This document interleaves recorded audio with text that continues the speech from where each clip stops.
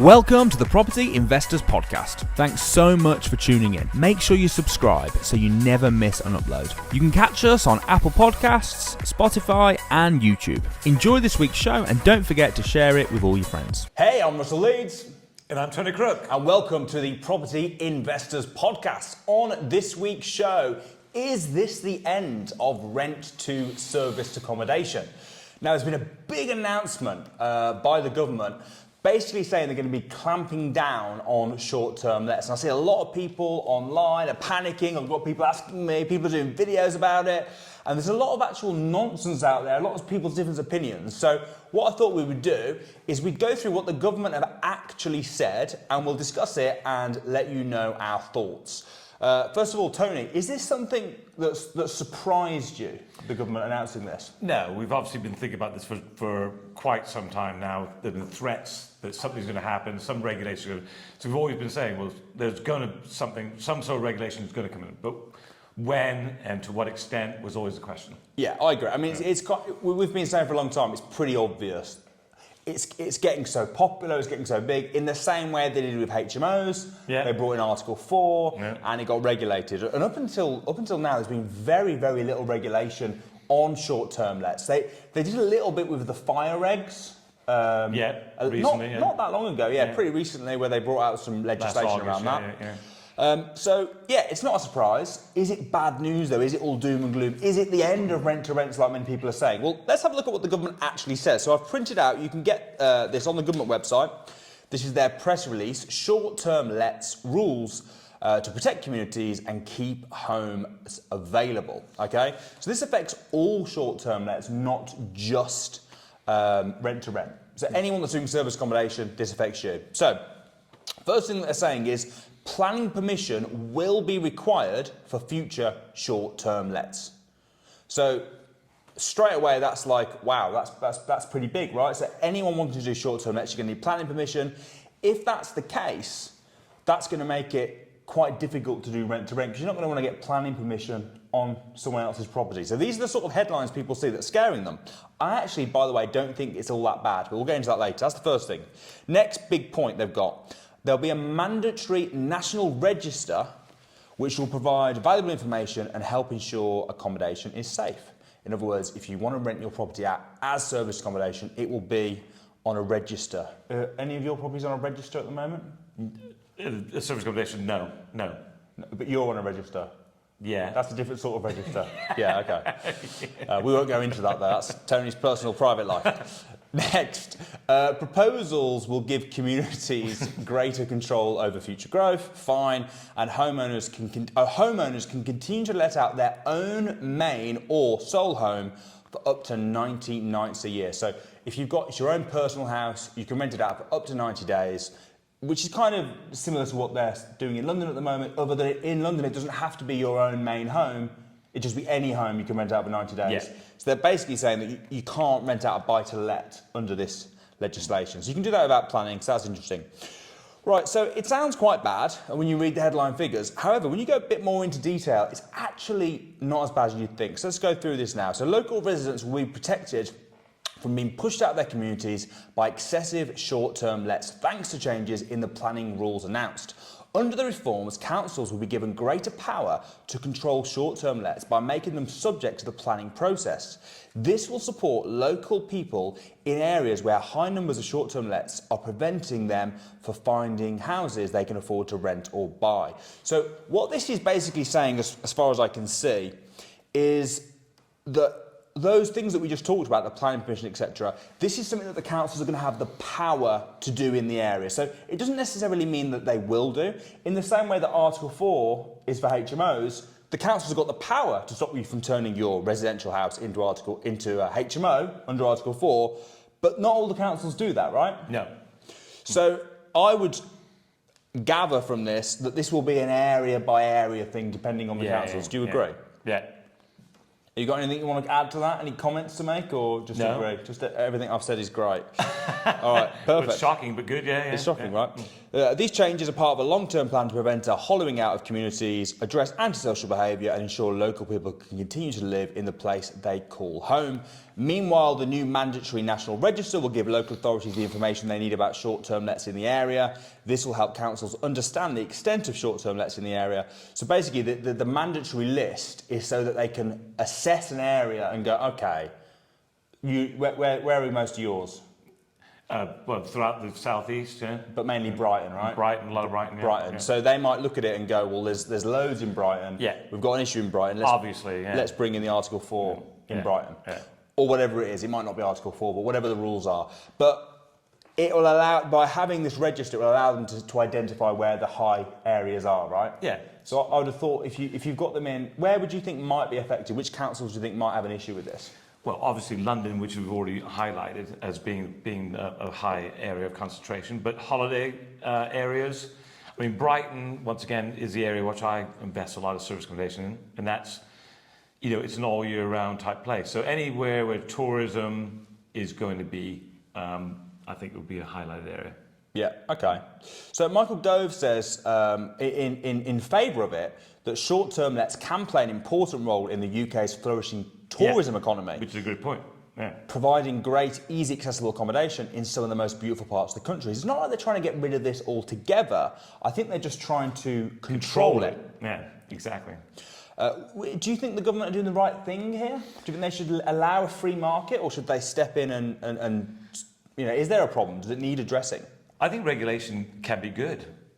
When you regulate things, it means that the strong survive. When there's no regulation, when there's no barrier of entry, then what can happen is people could get in the markets which don't know what they're doing and actually ruin the markets for a lot of people. So I think regulation in most industries is some ways a good thing, so long as there is flexibility in it. Yeah. That's the difference. Yeah, I agree. And they're not trying to stop people renting out their own home, which obviously they know. They've said that you're allowed to do that for 90 days, which if it's your own home that you're living in, you probably wouldn't want to rent it out for more than 90 days anyway, right? So that's fine. However, so far it does sound all doom and gloom. This is where I think it gets better. The proposed planning changes would see a new planning use class created for short-term lets, not to be used as a sole or main home. So in the same way that each sort of category of houses, so care homes, for example, are C2. Yeah. Normal residential houses are C3. HMOs are C4. Hotels are C1. And at the moment, service accommodation properties are falling under. They're kind of grey, right? They're kind of in C3 and they're kind of in C1. So if you want to do it in London, you've got to turn it into a C1, which is a guest house or a hotel. But most people that are renting out houses, they're just leaving it as C3. Yeah. So what they're saying is they're going to create a use class, I don't know, C6 or whatever it's going to be, we don't know, but they're going to create a new use class that your property will have to become. So I think that's good news. I think that's good news, yeah.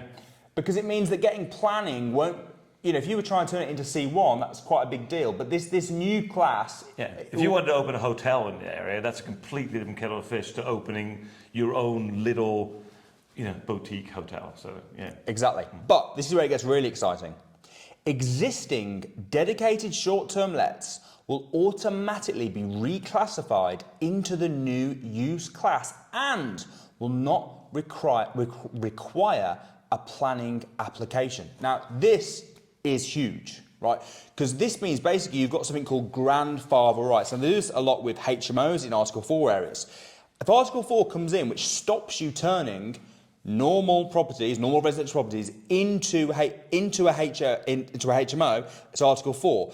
If your property is already a HMO, then you're fine. You've got the grandfather rights, so you can continue to do it. So what they're saying is the exact same rule is going to come in with service accommodation. So if your property is your property's in Brighton, how many have you got in Brighton right now? I've got about 4 or 5. Because when this first came out, you said to me, didn't you? Oh no, I'm worried about my income. Because how much are you making from those? Well, make between £8,000 to £10,000 per month. Profit? Yeah. So if that suddenly went and you did them as buy-to-lets, how much would you make then? Completely, yeah. Change. Gone. Yeah. Go back to the old way. Yeah. So you're losing like 8 to 10 grand a month. Yeah. Which is massive. But now, what they're saying is you can still make your 8 to 10 grand a month, Tony. You just can't have more. Which is great news. Because what does that mean? It means it's basically a land grab, isn't it? So we're now, with any changes, disruption within an industry, there's a land grab. So being in the right place at the right time, like I am personally, then it's a good thing. And with a lot of people out there already who have got established businesses, means that no more competition. We're now stopping competition, but we can actually take control of our market. Yeah, because one of the worries is, let's say if you put all your eggs into I always recommend diversifying anyway. Yeah. I think it's best to have different strategies, have some HMOs, have some social housing, have some service accommodation. So if rules, regulations, or market... COVID, if it changes, you haven't got all your eggs in one basket, right? So I do think it's good to have different strategies. But if you have got all your eggs in the service accommodation basket, this could have been quite worrying. Because what happens if you apply to get planning permission on your properties and they say no? The fact that anything you've done up until when this rule comes in can stay as is. I would assume this will be covered by rent to rents as well. So if you've got a large rent to rent portfolio, yes, it might stop you when this rule comes in growing it so well as service accommodation. There are other ways you can make money through rent to rents. You could still be able to do rent to social housing. You could still do rent to HMO. Yeah. You could still do rent to service accommodation if you did it in an area that this hasn't affected, right? Yeah. We don't know. This is what we discussed the other day, didn't we? So, we don't know the full extent of it. But what I would say for sure, and I've always said this for service accommodation, is make hay while the sun shines. Because right now, it's so easy to make a lot of money from service accommodation. And the fact that they're bringing this in means that probably in the future, it will be harder. But now's the opportunity, more than ever, because now you know that this opportunity is not going to be there forever. But the work that you put in now, if you can get some units, start making money like Tony, 8 to 10 grand a month, once you've set that up, not only are you protected and you've now got planning permission to turn these properties into this new class, whatever it will be, but also it's because it's harder for other people, it means that it's not going to get saturated. One of the reasons that they brought in Article 4 is because areas were getting oversaturated with HMOs, and maybe the same thing's happening with service accommodation. But that means that it's going to be, the barrier to entry is going to be very hard down the future. Yeah. So getting now is easy. Yeah. Supply and demand, isn't it? Simple. Yeah. Once the supply is cut, the demand goes up, and what happens then is prices go up. So then we can charge more money for what we're then doing. So there's always different ways of looking at anything that comes in and any regulation. With anything, it's about knowledge, about understanding, about reading the fine print. Because when we first read this, we both thought, well, I read the headlines, right? Yeah. I read the headlines. I saw people's videos on TikTok and stuff. Oh no, you won't be able to do rent to rents anymore. Yeah. And I was like, oh dear, this is bad. And you look at the headlines, it does sound bad. But when you actually read through it, it's actually not that bad at all. And could be good. Well, it actually, for people that are jumping on it now, it actually is good. Yeah. Because it means that you're right. You're not going to get your supply and demand, and this is the time to get it. This is the time to get in. But with that being said, I suppose a few other things people are asking is, when is this going to come into play? We don't know. There's no exact dates. Even if they gave an exact date, we still don't know. If you look at things like the EPC register, where they're like, we're going to bring it in this date. Oh yeah, we're going to add an extra 5 years actually. Actually, we're going to scrap it completely. Or you know, section 21. Eviction notices. We're going to get rid of them before the next election. Oh, actually, we're not going to do that. Oh, actually, we are going to do that now. You know, and don't forget, we got a big election this year as well. I think that's one of the reasons why this sort of stuff's coming in. Yeah. I think this is an effort to try to put it down. Yeah. Why do you think general public aren't a big fan of short-term let, service accommodation? Is there a point? Is it damaging, communities? So I've never really saw that. I've never seen that. I've never really understood it. When I speak to people, and people who are not in property, like ourselves, when you talk to my friends that I've grown up with, etc., you speak to them, they think us as being bad landowners, landlords, people trying to make money through other people. But I find that we're offering a service. I mean, it says clearly in this article that tourism is a valuable commodity in governments. In this, the reason why people come to the UK is for holidays, etc. We don't want to discourage that. We don't want to limit their choices of stay.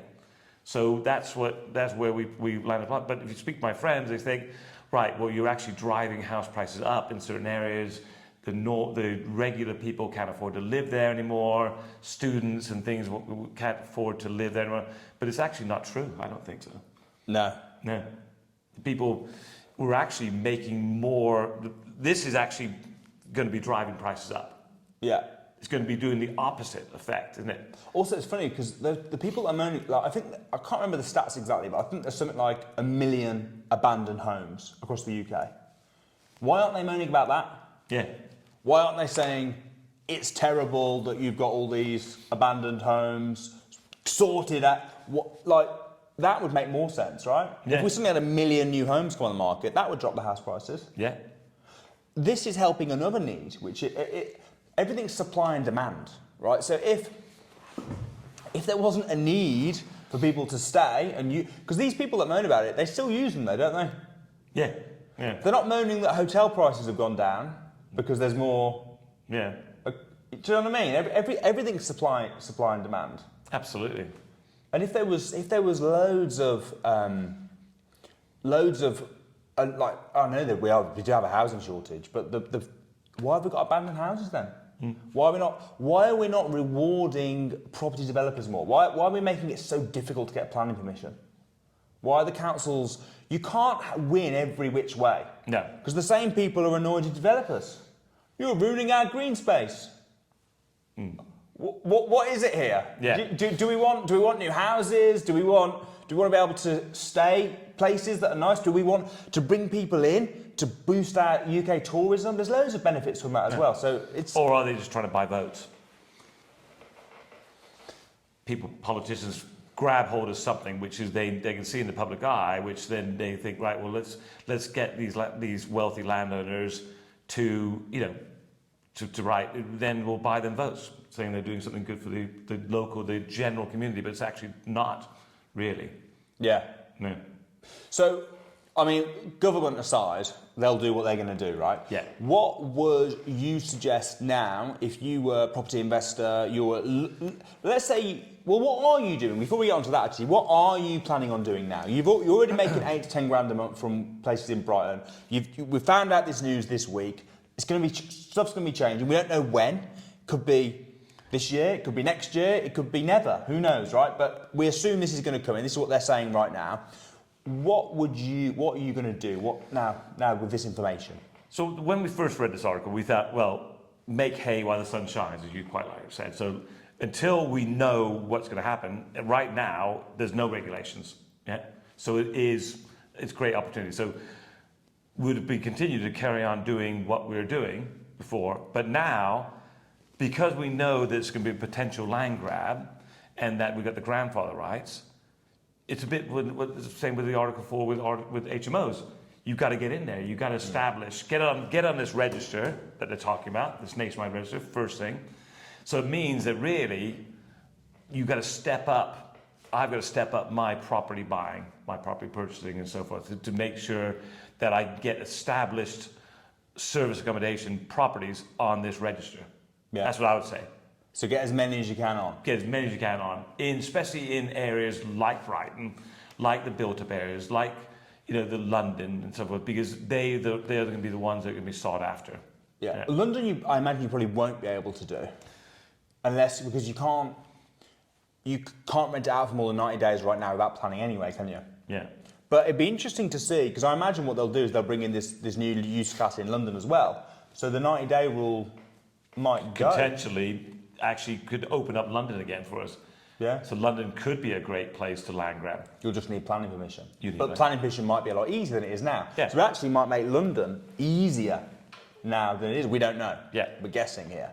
But once again, there's nothing done. There's no time limit on this except for if there is an election, if somebody else gets in power, this could be completely changed, like you said. But all I will be doing, what I'll be advising people to do, is get service accommodations. Get on this register, because that can only be a good thing.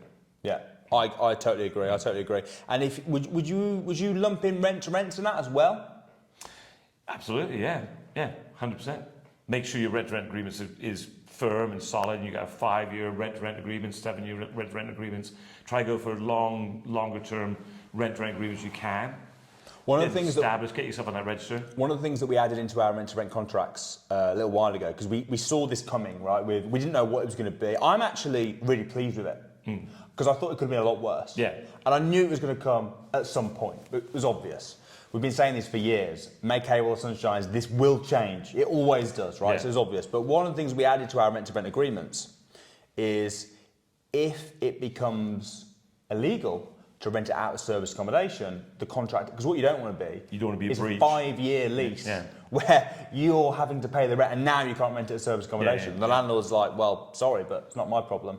So in our rent to rent contracts, we state that if it becomes illegal or against policy to rent it out as service accommodation, that voids the contract. Which I think is very worth having in your... I would still make sure I had that in. Yeah. It's possible, we don't know, but it's possible that to go on the register, you have to be the homeowner. And you might turn around to your landlord and I don't know how this works, but you might, because it isn't here yet, but you might turn to the landlord and say, hey, I want to put on the register, and they say no. Yeah. We don't know. Might not understand it, might not... No. Oh, no, I don't want to change the use class. No. Because what about when... They'd be mad. Yeah. They'd be mad to do that, but... But they don't understand, do they? No. Sometimes. Yeah. But yeah, no, I think it's essential that contracts we look at the contracts and make sure the contracts, as you said, as you've done your contracts, etc., to make sure that not just a break clause, because a break clause could be a year break clause or a 6-month break clause. It could mean you could be stuffed for 6 months. So with this, what you're saying is writing that agreement is making sure that if any potential law changes, instantly the contract is terminated. Yeah. So, like they're saying that obviously their goal is to introduce it this summer. Right. That's what they're saying. I think that seems a bit quick. Mm-hmm. They're obviously going through consultation stages now to decide. If you had to guess, when would you guess this will get introduced? I would say not this summer, but next summer. Yeah. You're looking about a year and a half. What do you think? I mean, it's very hard. It's very hard to know.